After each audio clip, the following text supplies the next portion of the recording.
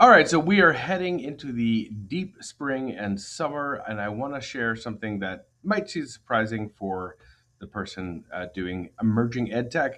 I'm going to talk about a digital detox. So I think it is really important to actually spend some time away from technology. There's a big push toward digital wellness now, especially with so much AI in our lives. So I'm going to share a couple different tips that I think are really helpful that I use. And even though I'm a huge tech guy, I do believe it's really important to spend some time out in nature and without technology. So let's take a look. So this first one is one that I like to infuse. Set some daily tech boundaries. So like only give yourself 30 minutes in the morning. You want to stay away from doom scrolling, especially before bed. And the notifications really get to you. So let your device rest for a little while you go do something else. So number two is along the same boundaries. You want to set some places, especially in your home, that are tech free. So the dinner table is a good idea.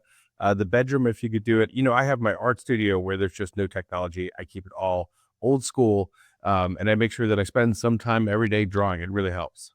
So that leads into number three, which is reclaim some time and discover some new hobbies. So, spend some time doing something you enjoy or you're just learning, whether it's puzzles or reading or art or music. Find something that gives you a little bit of joy and do that. So number four is to be mindful of social media use and limit the time you spend on it. So you can really get sucked down the rabbit hole easily on social media. I know it's a little ironic that I'm saying this from a YouTube video, but it is really helpful to limit the time you have on social media. I think there's a lot of evidence and data that kind of suggests that it does make people feel a lot worse sometimes. And number five, prioritize sleep by avoiding screens before bed. I can tell you, as I'm getting older, I really appreciate sleep more and I get less of it. So if you're young, enjoy the hell out of your sleep. And if you're getting older, make sure that you do shut off a screen at least a half hour before you go to bed. It really does help get better rest. So there's lots of great resources out there. There's Common Sense, of course, the Center for Humane Technology, Screen Sense.